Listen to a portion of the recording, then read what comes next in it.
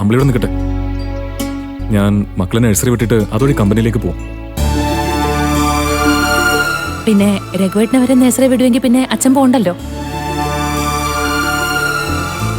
അതിപ്പോ എനിക്ക് പുറത്തു വരെ പോകേണ്ട ഒരു കാര്യം ഉണ്ടായിരുന്നു. അപ്പൊ പിന്നെ എന്നാ പിന്നെ അമ്മാവനോട് വണ്ടിയിൽ വാ, അത്രയും ദൂരം നടക്കണ്ടല്ലോ. എന്നാ രഘു പോവാം. മോളെ വാ വാ വാ വാ വാ വാ നമുക്ക് നഴ്സറി പോവാലോ.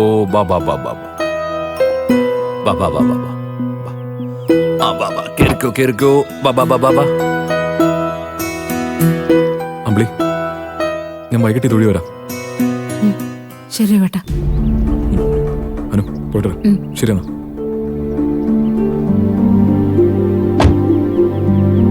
പോവാ. ശരി.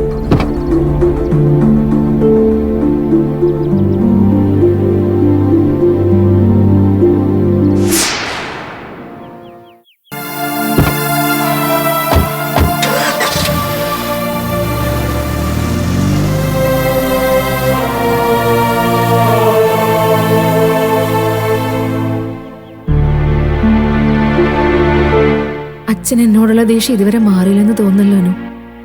ഇപ്പോഴും എനിക്ക് മുഖം തരാതിരിക്കല്ലേ അച്ഛൻ? ചേച്ചി, അതൊക്കെ ചേച്ചിയുടെ വെറും തോന്നല. വാ വാ വാ. എന്നാലും അനു, ചേച്ചി പെട്ടെന്ന് നിങ്ങളെ കണ്ടപ്പോ എന്താ ഏതാ പറയണ്ടെന്നൊരവസ്ഥ ആർക്കായാലും ഉണ്ടാവില്ലേ? എന്തോ എനിക്ക് തോന്നിയത് അച്ഛൻ എന്നെ മനഃപൂർവ്വം അവഗണിക്കുന്നതായിട്ടാ. ചേച്ചി, അച്ഛൻ പോയിട്ട് ഇങ്ങോട്ടല്ലേ വരുന്നേ? ചേച്ചി ഇവിടെ കാണുമല്ലോ. ആ സമയത്ത് അച്ഛൻ ചേച്ചിയോട് എങ്ങനെയാ പെരുമാറുന്നത് നോക്കിയിട്ട് നമുക്ക് തീരുമാനിക്കാം. അതുപോലെ. ശരി. അല്ല, ഭദ്രമോളും ആർച്ചമോളും എവിടെ? ഞാൻ അവരെ കാണാൻ കൂടിയാ വന്നത്. അവര് ഭാനുമ്മയുടെ അടുത്തുണ്ട്. വാ കേറ്. വാ. ആഹാ, അമ്പിളിയായിരുന്നോ? ഞാനേ ഇവരെ ഉടുപ്പൊക്കെ ഇടിച്ച് നല്ല സുന്ദരി കുട്ടികളാക്കുമായിരുന്നു. ആഹാ, മക്കള് രണ്ടും സുന്ദരി കുട്ടികളായല്ലോ. ദാ മക്കളെ, വല്യമ്മ നിങ്ങൾക്ക് വേണ്ടി കൊണ്ടുവന്ന ചോക്ലേറ്റ് രണ്ടുപേരും പോയി കഴിച്ചോ കേട്ടോ. മേടിച്ചു കഴിച്ചോ. രണ്ടുപേരും ചെല്ലും. അകത്തോട്ട് പോക്കോ. ഭാനുമ്മ, ഞാൻ ഇവരെ നോക്കാൻ മനസ്സുകൊണ്ട് തയ്യാറെടുത്ത് വരികയായിരുന്നു. അപ്പോഴാ അച്ഛൻ ഇവരിങ്ങോട്ട് കൊണ്ടുവന്ന്. എനിക്കത് എന്തുമാത്രം സങ്കടമായിരുന്നോ. ചീരുവിന്റെ മക്കള് എന്റെ സ്വന്തം മക്കളെ പോലെയല്ലേ ഭാനുമ്മ? ചേച്ചി, ചേച്ചി വാ വാ.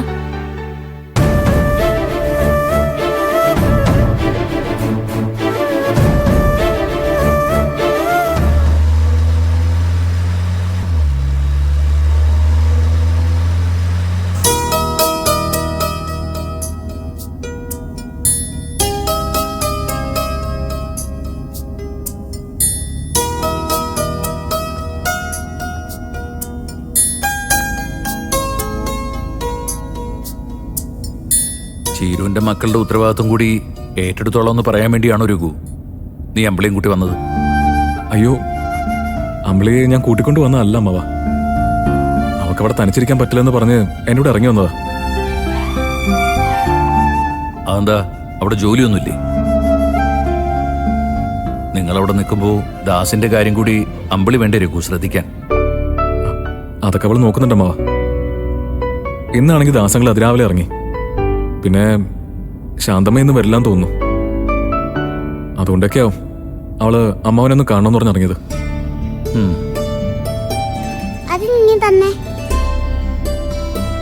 ഭദ്രമോളെയും ആർച്ചമോളെയും ഞാൻ ഇങ്ങോട്ട് കൂട്ടിക്കൊണ്ടുവന്നതിന്റെ വിഷമം അവൾക്ക് മാറിയില്ല അല്ലേ?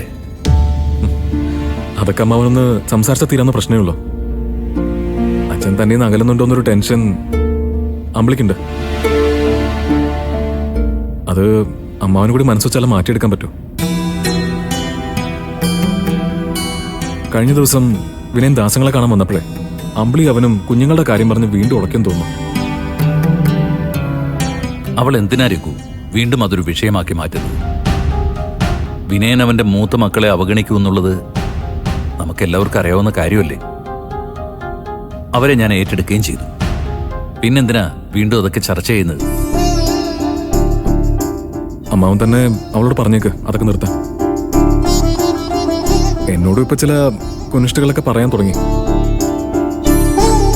നമുക്കൊക്കെ എപ്പോഴും അവളുടെ കൂടെ അങ്ങ് ഇരിക്കാൻ പറ്റുമോ അമ്മാവ? അവളുടെ കണ്ണ് തെറ്റിയാ ഞാൻ വീണ്ടും വഴിതെറ്റി പോകുന്നുള്ള ചിന്തയാ അവൾക്ക്. അമ്മാവ, എല്ലാ അമ്മാവനൊന്ന് സംസാരിച്ച് നേരൊക്കെ നന്നായിരുന്നു. രഘു, ഞാൻ ഇനി എന്താ അവളോട് പറയേണ്ടത്? എൻ്റെ മക്കളിൽ മൂത്തവളാ അമ്പിളി. ബാക്കിയുള്ളവരെ മുഴുവൻ നയിക്കേണ്ടവളാണ് അവൾ. അവളെ ഞാൻ തന്നെ വീണ്ടും ഉപദേശിക്കേണ്ടി വരാന്നൊക്കെ പറഞ്ഞാൽ എനിക്കറിയില്ല അമ്പിളി ഇത് എങ്ങോട്ടാ പോകുന്നെന്ന്.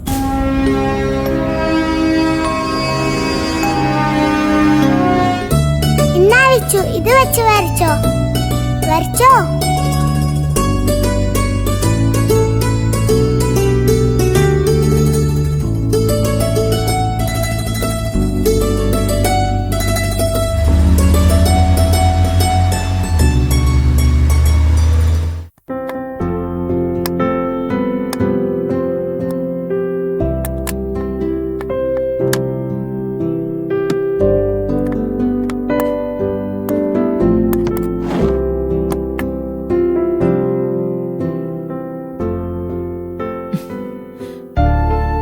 അനു, സത്യത്തിൽ ഞാൻ വിനയനോടുള്ള പ്രതിഷേധമാണ് അന്ന് പറഞ്ഞതും കാണിച്ചതും.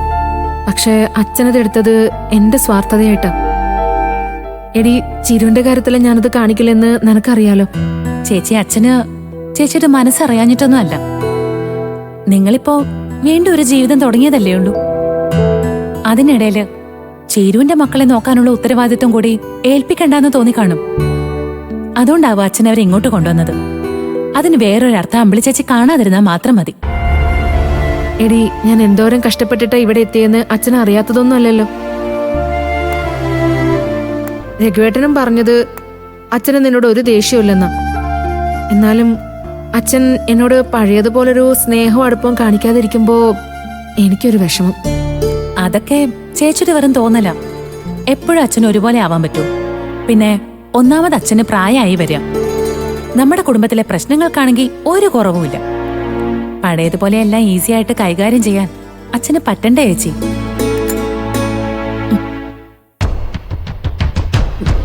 എന്തായാലും ചിരുവിന്റെ മക്കളെ അച്ഛൻ ഏറ്റെടുത്ത് വളർത്താനാണ് തീരുമാനമെങ്കിൽ നമുക്കെല്ലാവർക്കും മാറി മാറി അച്ഛന്റെ കൂടെ വന്ന് നിൽക്കാനോ. അല്ലാതെ അച്ഛൻ ഒറ്റയ്ക്ക് 2 പെൺകുട്ടികളെ നോക്കാൻ പറ്റില്ലല്ലോ. അച്ഛൻ വിചാരിക്കുന്നതേ മഞ്ചാടിയുടെ എക്സാം കഴിഞ്ഞാ അവളെയും കുഞ്ഞുങ്ങളെയും കൊണ്ട് പഞ്ചരത്നത്തിലേക്ക് തിരിച്ചു പോവാന്നാ.